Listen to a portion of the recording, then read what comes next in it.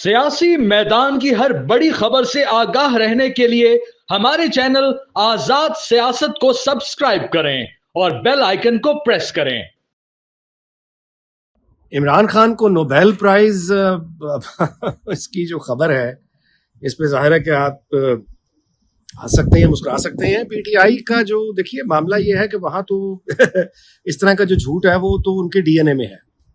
वो कुछ भी करवा सकता है। वो अगर चाहे तो वो ये भी कह सकते हैं कि अमेरिका जो है वो इमरान खान को बतौर सदर ट्रंप के बाद चाहता है कि वो सदर हो जाए, या ये कि वो ये भी कह सकते हैं कि सदर ट्रंप जो है वो चाहते हैं कि वाइस प्रेसिडेंट जो है अमेरिका का वो इमरान खान को सोच रहे हैं कि उसको वो बना दें, एक दस्तखत करेंगे और उसके बाद वो नायब सदर जो है वो चला जाएगा और इमरान खान वगैरह वगैरह कुछ भी कह सकते हैं। वो ये भी कह सकते हैं कि बरतानवी खाओं की ख्वाहिश है कि अगला वज़ीर आज़म उनको इमरान खान मिल जाए।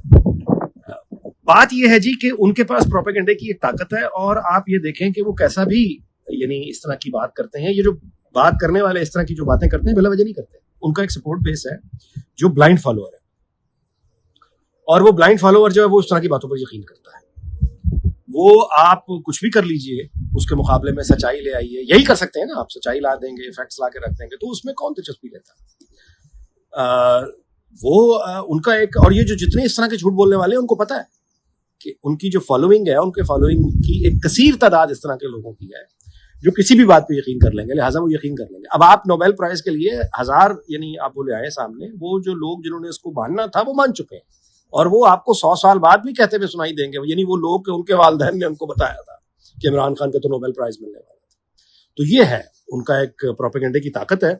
और इसमें आप ये भी जरा गौर कीजिए, काबिल गौर बात है कि पीटीआई के वो तमाम लोग जिनको आप संजीदा समझ सकते हैं, यानी जो इस तरह के झूठ से अच्छी तरह वाकिफ हैं कि ऐसी कोई बात नहीं है, वो ऐसे तमाम मामलात में और अफवाहों पे खामोश रहते हैं। यानी ऐसा नहीं है कि पीटीआई के संजीदा लोग जो हैं वो आगे बढ़े और वो अपने सपोर्ट बेस को या वोट बैंक को ये बताएं कि ये जो आपसे बात की जा रही है ये गलत है। यानी लीडर ठीक है, वो अच्छा है, जैसा भी है, लेकिन ये बात गलत है कि उसको नोबेल प्राइज यानी पीस प्राइज मिलने वाला है वगैरह।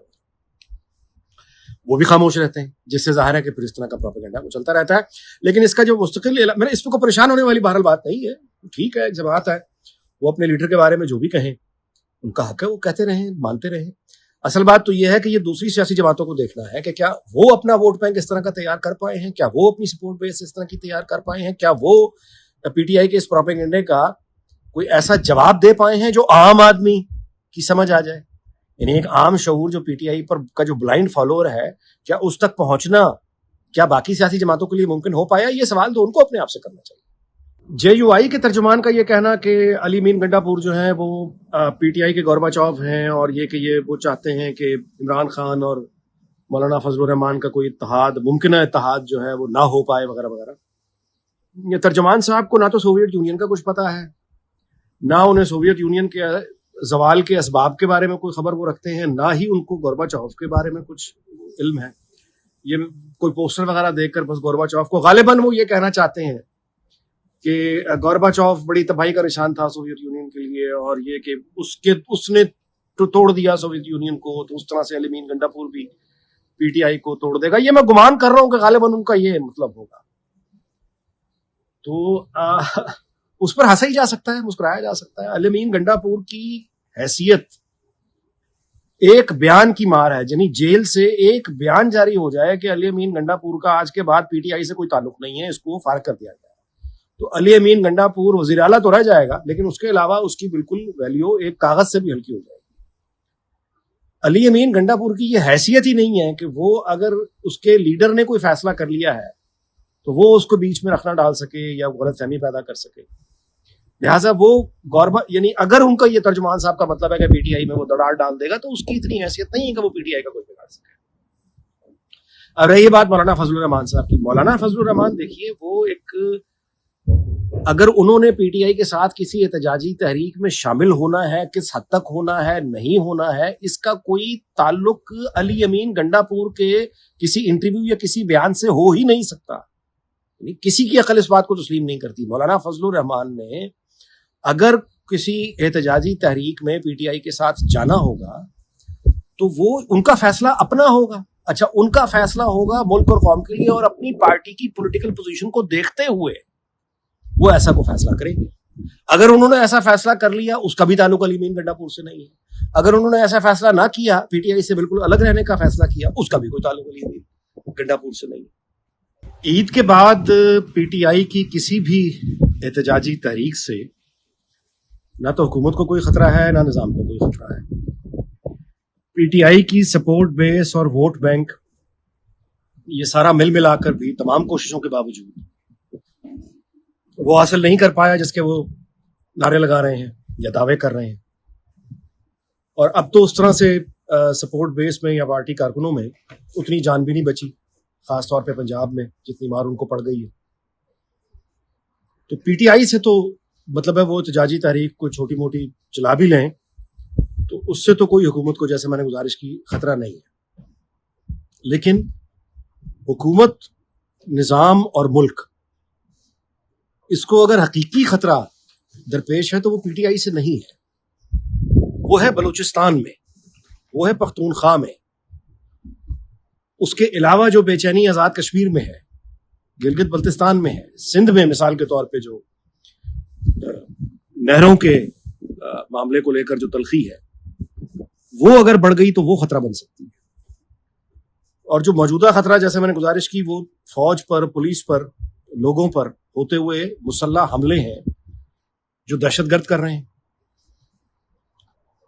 तो खतरा असल में वहां है, तो फोकस भी वहां होना चाहिए कि असल खतरा यानी कि जो पाकिस्तान पे हमले हो रहे हैं, उन खतरात से कैसे निपटा जाए। और उसके लिए सबसे पहली चीज जिसकी जरूरत है वो है कौमी यकजहती और इत्तेहाद, जिसको कहते हैं कि किला मजबूत होना चाहिए पंजाबी में।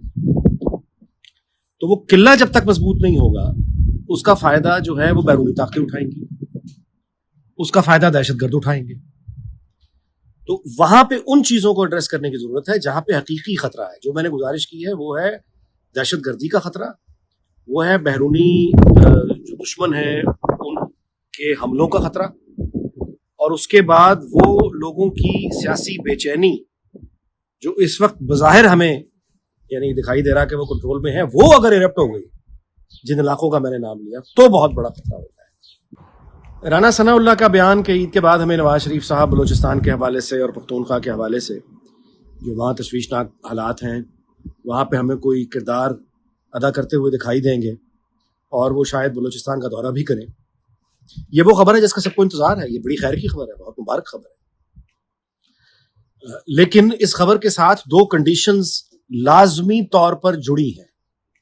अगर वो कंडीशंस मीट होती हैं, ये दो शराइत पूरी होती हैं, तो फिर नवाज शरीफ अपना किरदार बिल्कुल यानी उनके किरदार निभाने का वक्त भी है, वो निभाएंगे और उसका कोई नतीजा भी निकल सकता है।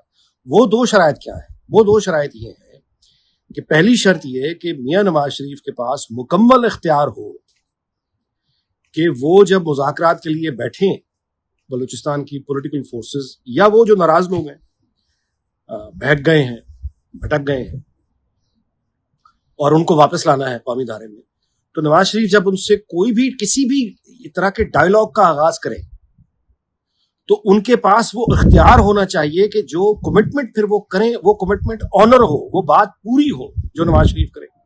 यह पहली शर्त। और दूसरी शर्त यह है कि वो तमाम पॉलिटिकल फोर्सेस और बलूचिस्तान के वो यानी नौजवान, उनको भी यकीन हो कि नवाज शरीफ जो वादा हमसे कर रहे हैं वो वादा पूरा होगा और नवाज शरीफ के पास ये इख्तियार मौजूद है। ये है वो दो बुनियादी शराइत, यानी पहली कि नवाज शरीफ के पास मुकम्मल इख्तियार हो और दूसरा जिन से भी वो बात करें उनको मालूम हो तमाम पार्टीज को कि नवाज शरीफ के पास ये इख्तियार मौजूद है और जो नवाज शरीफ उनसे वादा कर रहा है वो वादा फिर निभाया जाएगा, पूरा होगा। ये दो शराइत है।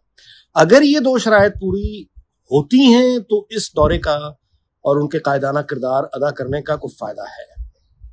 लेकिन अगर इन दोनों में से कोई एक भी शर्त पूरी नहीं हो पाती तो फिर इस तरह का दौरा जो होगा वो एक खैर सगाली का ज्यादा से ज्यादा दौरा हो सकता है, टॉक शोज का मौजू बन जाएगा, तस्वीरें बन जाएंगी, लेकिन उससे हकीकत को कोई फर्क नहीं पड़ेगा।